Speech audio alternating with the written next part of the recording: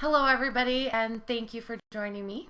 I'm going to be sharing with you 3 coaching tips for manifesting the life of your dreams. But before I get started with that, I just want to tell you that I have an upcoming manifesting life coaching class, or I'll call it group coaching class, called Manifesting Bootcamp. And I'm super excited about it. It starts July 13th.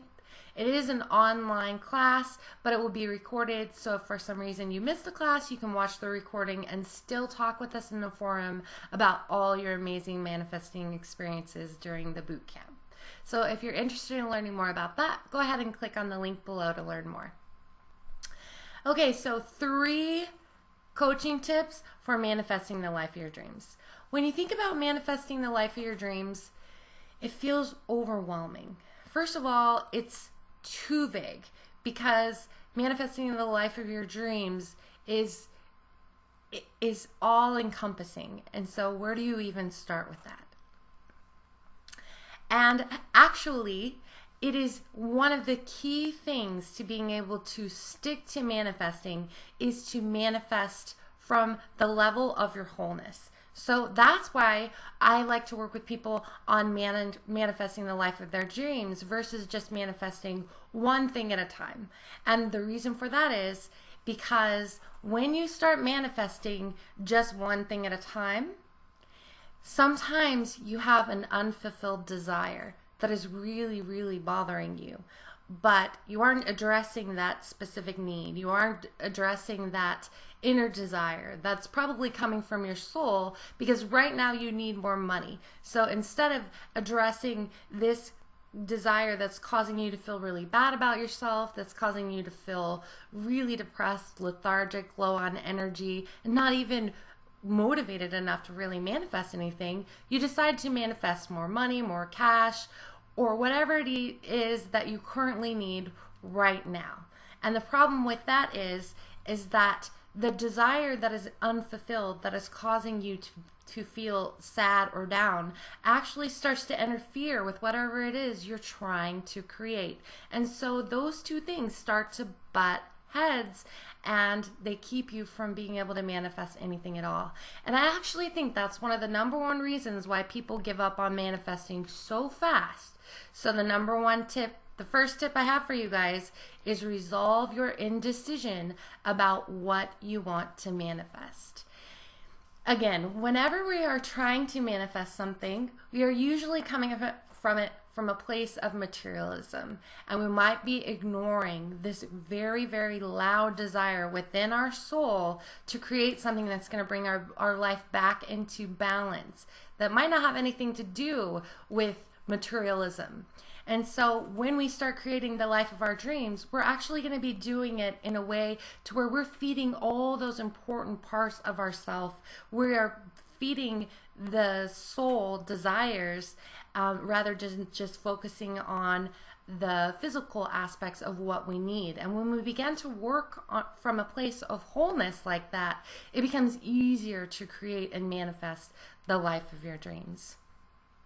So when I talk about creating or manifesting from wholeness, I put together 6 different categories, and each and every one of these categories need to be addressed because anything that is not being fulfilled within you is going to cause an unbalanced feeling to come forward inside of you. So the categories are as follows: career and finances, family and health, social life and friendships. Then we have inner child and self-exploration and spiritual growth. So we can manifest from all of those different categories, therefore manifesting from the wholeness of who we are. And when we do that, it becomes a lot easier to stay in the flow of creating really amazing things in your life. I'm going to go ahead and give you an example. So here's an example. Let's say that I'm single and I have been single for a really long time and I've had bad experiences with relationships in the past. And it's really bothering me because I'm scared to manifest a new relationship because I'm also scared that I might recreate something from the past. and I'm really sick of getting hurt. So it has me down, it makes me feel sad, and it makes me feel extremely depressed. But all of a sudden, I know how to manifest, right? So I'm a very good manifester. And all of a sudden, my car breaks down. And I decide that I absolutely need a new car. So I begin to focus on needing the new car and desiring the new car and bringing that car into my reality. And as I'm doing that, I get thrown off balance because there's this huge elephant in the room, the other part of me that can't stay focused and excited on manifesting a car because this part of me is not being fulfilled, because this part of me is being ignored or neglected. So this part of me begins to bring down the part of me that is trying to manifest the new car. And all of a sudden I drop the ball and I can no longer manifest anything at all because I completely just let it go and give up. You know, when I'm coaching people, one of the things that I find fascinating is that almost everybody I know now knows how to manifest, and they're really good at it.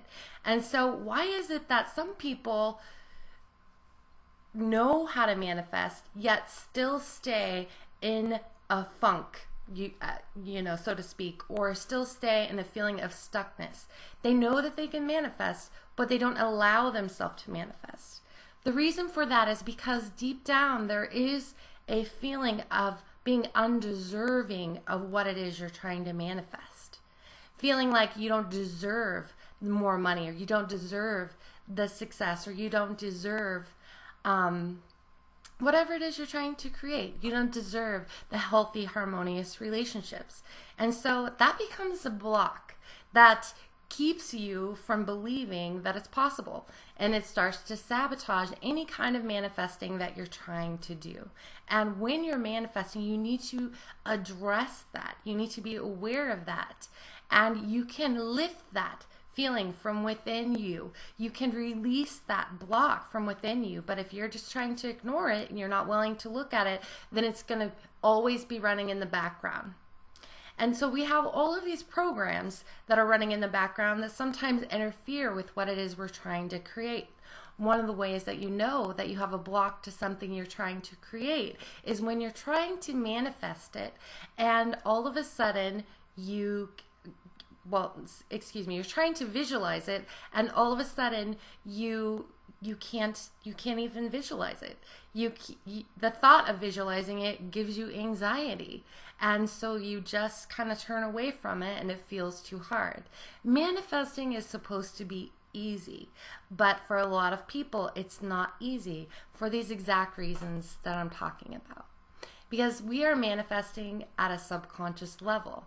And so if we are not also working with those paradigms, if we are not also working to release those blocks, then we are actually being counterproductive, and it makes it really hard to create the life of your dreams. So the second tip that I have for you guys is to create from a high vibrational energy. And when I talk about creating from a high vibrational energy, I'm talking about heart energy.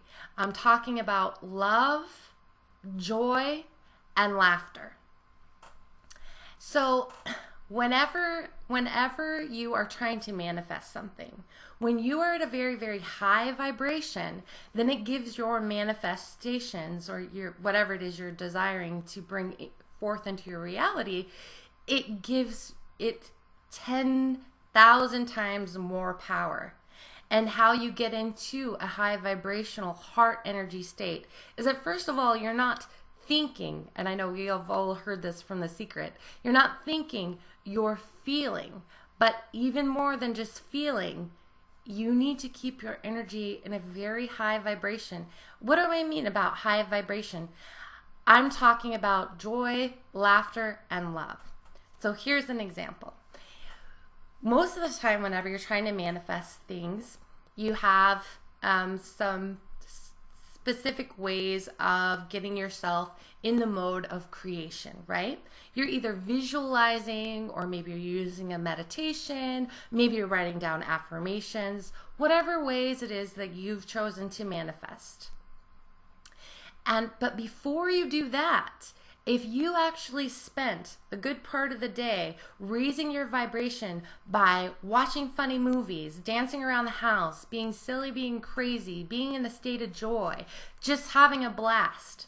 And when you get yourself in that energy flow of the heart and your heart centered and you're just loving life and you're in the flow of it, that should be the time that you choose to sit down and do your visualizations, because that is some serious high vibrational, powerful energy that is going to make manifesting so simple. Rather than if you sit down when you're not in a high vibrational alignment and you're not operating from the heart high vibrational energy and you're not creating from that powerful energy, if you sit down and you just try to focus and you try to visualize, then it's not going to have near as much power. So spend time getting yourself in that high vibrational state first. And you can do that by watching something funny, because laughter is so powerful as far as vibrational energy. You can do that by listening to some really great music. You can do that if exercising really puts you in a state of joy. Just whatever it is that makes you feel lighthearted and full of joy, laughter, and fun.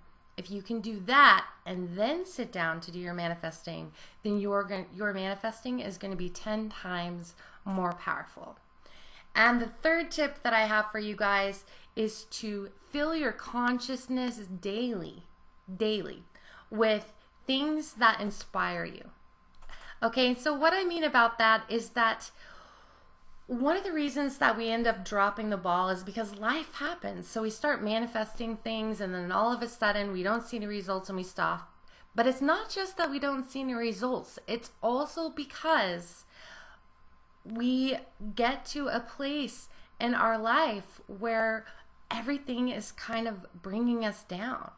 You know, whether it's something we're watching on TV, whether it's something that's going on with the people around us, whether it's all these daily reminders about the things that we don't want, that we're trying to create, and they start to really bombard us, bring our energy level down. And then we just don't have the motivation or the inspiration to do the work anymore. We're not inspired. So a key ingredient to being able to really stay in the flow and not drop the ball whenever you're manifesting is to fill your conscious awareness with things that are going to inspire you every single day. So you want to watch videos about people that are telling stories about how they manifested exactly what you want to manifest. You want to read books that are making you get excited about all of these new experiences and new things that you're going to be drawing into your life. You want to watch positive, upbeat things that keep your vibration at a very high level. Otherwise, life happens and you're going to fall back into that emotional state of everyday life situations and you're no longer going to want to manifest. So those are my 3 tips for manifesting the life of your dreams, and I hope you enjoyed them. And also, if you need more information about my upcoming Manifesting Bootcamp class, you can find that on my website at www.intuitivelifecoachingwithkelly.com, and also on my other website, where I will be actually hosting the class at www.soulsearchingzone.com. Thank you so much for listening, and I hope you have an amazing, happy manifesting. Thank you.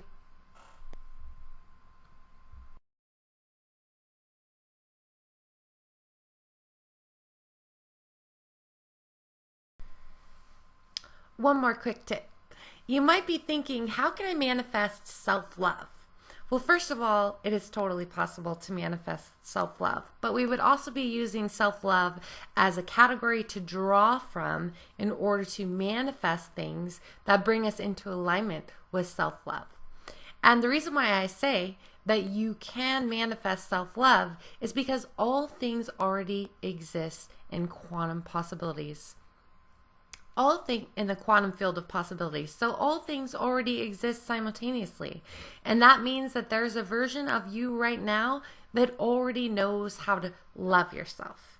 And so instead of having to develop learning to love yourself, You instead want to align with the part of you that already is love. So you can definitely manifest self-love. But we would also be using self-love as a category, and you could think of it as a category to draw from that puts you more, that fills up that part of you. For example, maybe you use it as a category to manifest, a spa day for yourself, because maybe self-love for you means that you need more self-care and that it's important that you give yourself that one-on-one time. And so maybe you manifest a spa day, maybe you manifest a trip to the beach, maybe you manifest anything that makes you feel like you're taking care of yourself and you're filling yourself up. So that's one of the ways that we would use the different categories. And as we go through all of them, then we can really map out the life of our dream that is in alignment with our soul's needs and our soul's desires. And when you manifest from that place, then manifesting becomes easy, effortless, and magical. Thank you so much for watching. And if you have any questions, please do leave me a comment in the chat below. Thanks again.